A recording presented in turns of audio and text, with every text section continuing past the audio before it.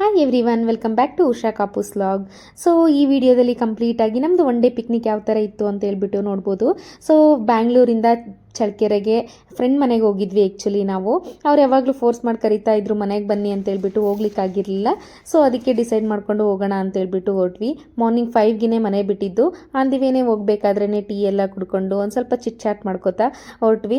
ನಾವು ಏನೇ ಪ್ಲ್ಯಾನ್ ಮಾಡ್ಕೊಂಡು ಹೋಗ್ತೀವಿ ಅಂದರೆ ಹೋಗ್ಲಿಕ್ಕಾಗಲ್ಲ. ವಿತೌಟ್ ಪ್ಲ್ಯಾನ್ ಹೋದ್ವಿ ಅಂತ ಹೇಳಿದ್ರೇ ಎಂಜಾಯ್ ಮಾಡೋದು. ನಮ್ಮದು ಯಾವಾಗಲೂ ಕೂಡ ವಿತೌಟ್ ಪ್ಲ್ಯಾನೇ ಆಗೋದು. ಸೊ ಮನೆಗೆ ರೀಚ್ ಆದ ತಕ್ಷಣ ಆಂಟಿ ಬಿಸಿ ಬಿಸಿ ಮೆಣಸಿನ್ಕಾಯಿ ಮತ್ತು ಮಂಡಕ್ಕಿ ಮಾಡಿದರು. ತುಂಬ ಟೇಸ್ಟಿಯಾಗಿತ್ತು. ಸೊ ಅದನ್ನು ತಿನ್ಕೊಂಡು ಮಧ್ಯಾಹ್ನಕ್ಕೆ ಊಟಕ್ಕೆ ಎಲ್ಲರೂ ಸೇರ್ಕೊಂಡ್ಬಿಟ್ಟು ಪ್ರಿಪ್ರೇಷನ್ ಮಾಡಿಕೊಂಡು ಸೊ ಹೊರಗಡೆ ಹೋಗಿ ಊಟ ಮಾಡೋಣ ಅಂತ ಹೇಳ್ಬಿಟ್ಟು ಡಿಸೈಡ್ ಮಾಡಿಕೊಂಡು ಸೊ ಎಲ್ಲ ಪ್ಯಾಕ್ ಮಾಡಿಕೊಂಡು ಹೊರಟ್ವಿ. ಲೈಕ್ ಚಿಕ್ಕವರಿದ್ದಾಗೆಲ್ಲ ಔಟ್ ಸೈಡ್ ಹೋಗಿ ಊಟ ಮಾಡ್ತಾ ಇದ್ವಲ್ವ. ಸೊ ಆ ಥರ ನನಗೆ ಈ ಥರ ಎಲ್ಲ ಹೋಗಿ ಊಟ ಮಾಡೋದು ಅಂತ ಹೇಳಿದರೆ ತುಂಬ ಇಷ್ಟ. ಅದರಲ್ಲೂ ಕೂಡ ಸೊ ಅದಕ್ಕೇ ಹೋದ್ವಿ. ಅಣ್ಣ ಆಲ್ರೆಡಿ ಕಲೆಕ್ಟ್ ಮಾಡ್ಕೊಂಡಿದ್ರು ಅವನ್ನ. ನಾನೇ ಎತ್ತಬೇಕು ಅಂತ ಹೇಳ್ಬಿಟ್ಟು ಅಷ್ಟೂ ಮತ್ತೆ ಬಿಸಾಕು ಅಂತ ಹೇಳ್ಬಿಟ್ಟು ಬಿಸಾಕ್ಸಿದ್ದೆ. ನಮ್ಮ ಮನೆಯವ್ರು ಅದಕ್ಕೇನೆ ಏನಾದರೂ ಒಂದು ಕಿತಾಪತಿ ಮಾಡ್ತಾನೆ ಇರ್ತಾಳೆ ಅಂತ ಹೇಳ್ಬಿಟ್ಟು ಹೇಳ್ತಿದ್ರು. ಬಟ್ ಆ ಮರದಲ್ಲಿ ಸಿಕ್ಕಾಪಟ್ಟೆ ಹಣ್ಣುಗಳಿದ್ವು. ಹಾಗೇನೆ ಸ್ಮೆಲ್ಲು ಫುಲ್ಲು, ಅಲ್ಲಿ ಸರೌಂಡಿಂಗ್ ಫುಲ್ಲು ಸ್ಮೆಲ್ ಬರ್ತಾ ಇತ್ತು. ಹಿಡ್ಕೊಂಡು ಅದು ಹೊಡಿಯೋದು ಹೆಂಗವ ನೀನು, ಅದೇ ಓತ್ ಹೋಗತ್ಲಾಗ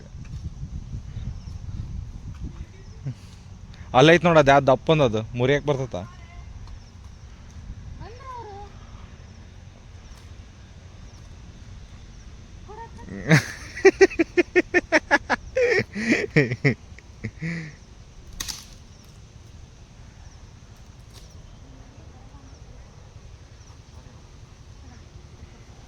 ನಿನಗೆ ಹೊಡೆಯಕ್ಕೆ ಬರಲ್ಲ.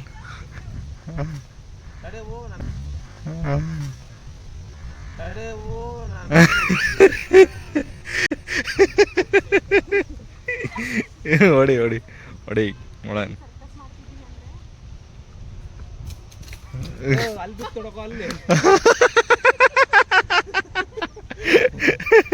ನಾವೇ ಕೆಳಗೆ ಹಾಕಿ ಬಿತ್ತು ನೋಡಿ. 6-7 ಸಿಕ್ಕಿದ್ವು. ಬಟ್ ಆದರೆ 4 ಮಾತ್ರ ಚೆನ್ನಾಗಿದ್ವು. ಸೊ ಹಾಗೆ ಅವನ್ನೆಲ್ಲ ಕಲೆಕ್ಟ್ ಮಾಡ್ಕೊಂಡ್ವಿ. ಅಷ್ಟೊತ್ತಿಗೆ ಎಲ್ಲರೂ ಬಂದರು. ಹಾಗೆ ಕೆಳಗಡೆ ಎಲ್ಲ ಪಾಟೆಲ್ಲ ಹಾಕ್ಕೊಂಡ್ಬಿಟ್ಟು ಊಟ ಮಾಡೋಣ ಅಂತ ಹೇಳ್ಬಿಟ್ಟು ಊಟಕ್ಕೆ ಕೂತ್ಕೊಂಡಿದ್ವಿ. ಸೊ ಇವಾಗ ನೋಡಿ ಅಲ್ಲಿ ಎನ್ವಿರಾನ್ಮೆಂಟ್ ಹೇಗಿದೆ ಅಂತೇಳಿ ಫುಲ್ ಡ್ರೈ ಇದೆ. ಮಳೆ ಮೋಡನೂ ಕೂಡ ಇರಲಿಲ್ಲ. ಸೊ ನಾವು ಯಾವಾಗ ಊಟ ಮಾಡೋಕ್ಕೆ ಕೂತ್ಕೊಂಡ್ವಲ್ವಾ, ಸೊ ಆಟೋಮೆಟಿಕಲಿ ಮಳೆ ಮೋಡ ಫುಲ್ ಕಂಪ್ಲೀಟ್ ಮೋಡ ಆಗಿ ಜೋರು ಮಳೆ ಸ್ಟಾರ್ಟ್ ಆಗಿಬಿಡ್ತು.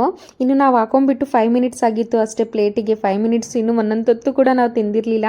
ಸೊ ಹಾಗೆ ಇನ್ನೇನು ಮಾಡೋದು ಅಂತ ಹೇಳ್ಬಿಟ್ಟು ಇಮಿಡಿಯೇಟಾಗಿ ಕಾರಲ್ಲಿ ಹೋಗಿ ಕುತ್ಕೊಂಡ್ವಿ. 1 ಅವರ್ ನಾನ್ ಸ್ಟಾಪ್. ಅಲ್ಲೇನು ನಾವು ನಿಂತ್ಕೊಳಕ್ಕೆ ಕೂರೋದಕ್ಕೆ ಏನೂ ಪ್ಲೇಸೇ ಇರಲಿಲ್ಲ. ಬಟ್ ಒಂದು ಸ್ವಲ್ಪ ಹೊತ್ತು ಮರದ ಕೆಳಗಡೆ ಎಲ್ಲ ನಿಂತ್ಕೊಂಡು ತಿನ್ನೋಣ ಅಂತ ಪ್ಲ್ಯಾನ್ ಮಾಡ್ಕೊಂಡ್ವಿ. ಬಟ್ ಮರದ ಕೆಳಗೂ ಕೂಡ ನಿಂತ್ಕೊಂಡಾಗಲೂ ಕೂಡ ಜೋರು ಮಳೆ ಬರೋಕ್ಕೆ ಸ್ಟಾರ್ಟ್ ಆಯಿತು. ಇನ್ನೇನು ಮಾಡೋದು, ನೈಟ್ ಹೋಗಿ ಊಟ ಮಾಡಿದ್ರಾಯ್ತು ಅಂತ ಹೇಳ್ಬಿಟ್ಟು ಹಾಗಾಗಿ ಆ್ಯಕ್ಚುಲಿ ಅಲ್ಲೇ ಕಾರಲ್ಲೇ ಕುತ್ಕೊಂಡು ಸ್ವಲ್ಪ ತಿಂದಿದ್ದೆ ಅಲ್ವಾ.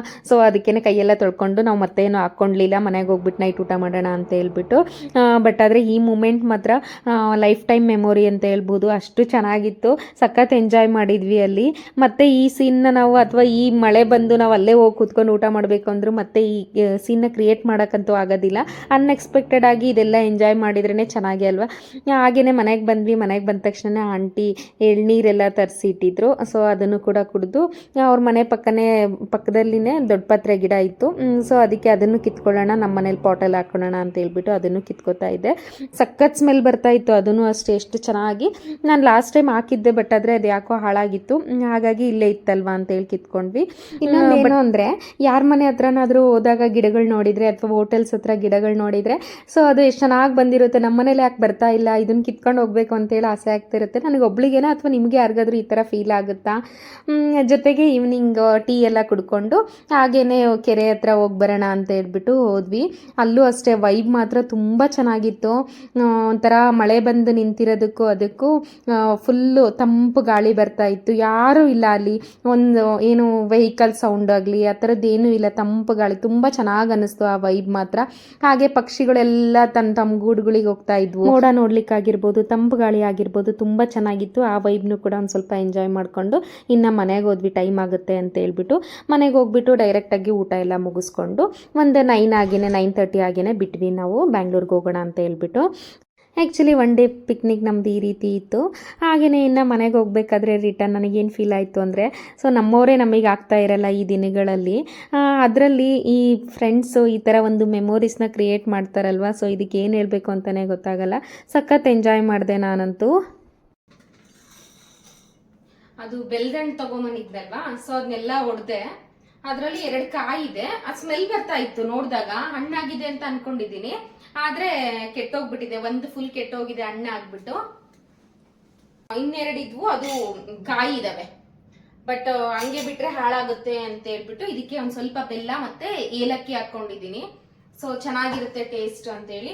ಇಲ್ಲ ಅಂತ ಹೇಳಿದ್ರೆ ಒಂದ್ ಸ್ವಲ್ಪ ಒಗ್ರು ಮತ್ತೆ ಹುಳಿ ಬರ್ತಾ ಇದೆ ಅಲ್ವಾ, ತಿನ್ನಕ್ಕೆ ಅಷ್ಟು ಚೆನ್ನಾಗ್ ಅನ್ಸೋದಿಲ್ಲ. ಸೊ ಹಣ್ಣಾಗಿತ್ತು ಅಂದ್ರೆ ಹಾಗೆ ತಿನ್ಬೋದಿತ್ತು, ಬಟ್ ಹಣ್ಣಾಗಿಲ್ಲ ಅಲ್ಲ, ಸೊ ಅದಕ್ಕೆ ಇದನ್ನೊಂದ್ ಸ್ವಲ್ಪ ಗ್ರೈಂಡ್ ಮಾಡ್ಕೊತಾ ಇದ್ದೀನಿ. ಬೀಜ ಇರುತ್ತಲ್ಲ, ಏನ್ ನಡೆಯುತ್ತೆ, ಬೀಜ ತುಂಬಾ ಗಟ್ಟಿ ಏನಿರಲ್ಲ, ತಿನ್ಬೋದು. ಗಟ್ಟಿಯಾಗಿದೆ.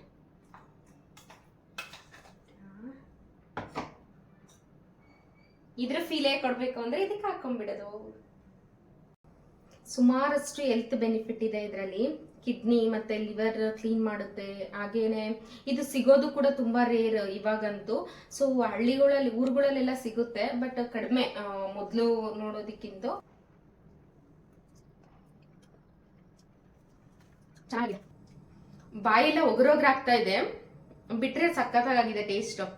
ಎಲ್ಲಾದ್ರೂ ಸಿಕ್ತು ಅಂತ ಹೇಳಿದ್ರೆ ಮಿಸ್ ಮಾಡದೆ ತಿನ್ನಿ. ಆ್ಯಕ್ಚುಲಿ ಏನಂದರೆ ಈವ್ನಿಂಗ್ ಗೆಸ್ಟ್ ಬಂದಿದ್ರು, ಸೊ ಅಡುಗೆ ಮಾಡೋಣ ಅಂತ ಹೇಳ್ಬಿಟ್ಟು, ಸೊ ದಾಲ್ ಕಿಚಡಿ ಮತ್ತು ಜಾಮೂನ್ ಮಾಡೋಕ್ಕೆ ಅಂತ ಹೇಳ್ಬಿಟ್ಟು ರೆಡಿ ಮಾಡ್ಕೋತಾ ಇದ್ದೆ. ಇಮಿಡಿಯೇಟಾಗಿ ಗ್ಯಾಸ್ ಖಾಲಿ ಆಗಿಬಿಡ್ತು. ಸೊ ನಮ್ದು ಬೇರೆ ಸಿಂಗಲ್ ಸಿಲಿಂಡರು, ನಾವು ಬುಕ್ ಮಾಡಿದ್ರು ಕೂಡ 1 or 2 ಡೇ ಡಿಲೇ ಆಗೇ ಆಗುತ್ತೆ. ಸೊ ಹಾಗಾಗಿ ಎಮರ್ಜೆನ್ಸಿಗೆ ಅಂತ ಹೇಳ್ಬಿಟ್ಟು ಒಂದು 5 kg ಚಿಕ್ಕದು ಗ್ಯಾಸ್ ಬರುತ್ತಲ್ವಾ, ಸೊ ಅದನ್ನ ಇಟ್ಕೊಂಡಿದ್ದೀನಿ. ಸೊ ಅದರಲ್ಲೇ ಮಾಡ್ತಾ ಇದ್ದೆ. ಈ ಥರ ಏನಾದರೂ ಯಾರಾದರೂ ಬಂದಾಗ ಈ ಥರ ಆಯಿತು ಅಂದರೆ ಎಷ್ಟು ಹಿಂಸೆ ಅಂತ ಅನ್ನಿಸ್ತಿರುತ್ತೆ. ಯಾವಾಗಲೂ ಈ ಥರ ಕೈ ಕೊಟ್ಟಿರಲ್ಲ, ಯಾರಾದರೂ ಬಂದಾಗ ಮಾತ್ರನೇ ಇದೇ ಥರನೇ ಆಗೋದು. ಇನ್ನೇನು ಮಾಡೋದು, ಆ ಚಿಕ್ಕ ಗ್ಯಾಸಲ್ಲೇ ಎಲ್ಲ ಅಡುಗೆ ಎಲ್ಲ ಮುಗಿಸ್ಕೊಂಡೆ.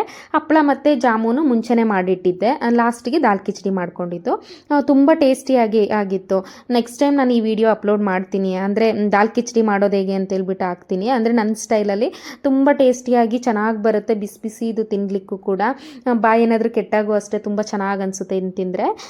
ಈ ಕಂಪ್ಲೀಟ್ ಡೇ ನಮ್ಮದು ಈ ರೀತಿ ಇತ್ತು. ನಿಮಗೇನಾದರೂ ಈ ಲಾಗ್ ಇಷ್ಟ ಆಯಿತು ಅಂತ ಹೇಳಿದರೆ ಫ್ರೆಂಡ್ಸ್ ಆ್ಯಂಡ್ ಫ್ಯಾಮಿಲಿಗೆ ಶೇರ್ ಮಾಡಿ. ಇನ್ ಕೇಸ್ ಸಬ್ಸ್ಕ್ರೈಬ್ ಮಾಡ್ಕೊಂಡಿಲ್ಲ ಅಂತ ಹೇಳಿದರೆ ಸಬ್ಸ್ಕ್ರೈಬ್ ಮಾಡಿಕೊಂಡು ಸಪೋರ್ಟ್ ಮಾಡಿ.